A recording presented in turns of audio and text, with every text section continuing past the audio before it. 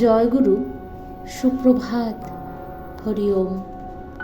ওম অখণ্ড সংহিতা বা অখণ্ড মণ্ডলেশ্বর শ্রী শ্রীমৎ স্বামী স্বরূপানন্দ পরমহংসদেবের অমৃতময় উপদেশবাণী, প্রথম খণ্ড।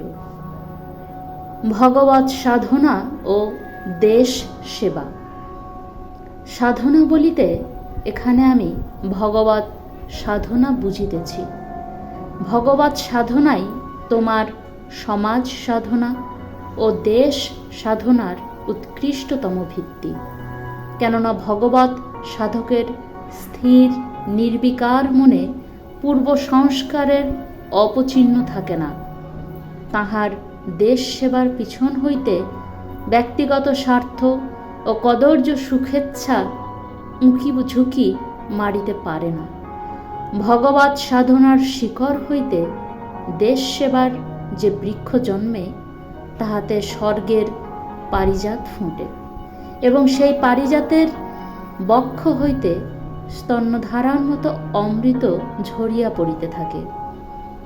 তুমি যে যক্ষা রোগীকে নির্বিবাদে নিজের জীবন বিপন্ন করিয়া ও সেবা করিয়া ধন্য হইতে চাহিতেছ, তুমি যে অন্ধ, আতুর, অনাথ ও কাঙালের দুঃখ বিদূরণের জন্য নিজের সকল স্বার্থ বিসর্জন দিতে চাহিতেছ, ইহার মূল কথা কি ইহাই নহে যে ইহারা নারায়ণ, ইহারা ভগবানেরই বিভূতি? নারায়ণ বোধটুকু না থাকিলে তোমার দরিদ্র সেবার মূল্য কয়টি কানা করি? পথ হইতে ভিক্ষুকের দল ডাকিয়া আনিয়া কতকগুলি চাউল ডাল বিলাইয়া দিলেই কি তোমার দরিদ্র সেবা হইয়া যাইবে? প্রত্যেকটি তণ্ডুলকণার সাথে তোমাকে কি অফুরন্ত হৃদয়কতা, অফুরন্ত প্রেম, অফুরন্ত অনুরাগও পরিবেশন করিতে হইবে না? তুমি যে তোমার দেশকে সেবা করিতে চাহ, যতক্ষণ পর্যন্ত দেশের প্রতি তোমার ভগবৎ বুদ্ধি জাগ্রত না হয়, ততক্ষণ কি দেশ সেবার নামে আত্মসেবাই হইবে না?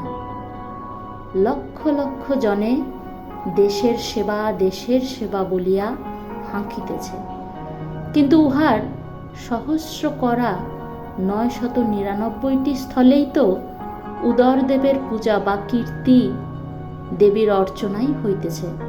দেশের বা দশের পূজা হইতেছে না। দেশকে পূজা করিতে হইলে আগে দেশকে তোমার ভগবান বলিয়া জানা চাই।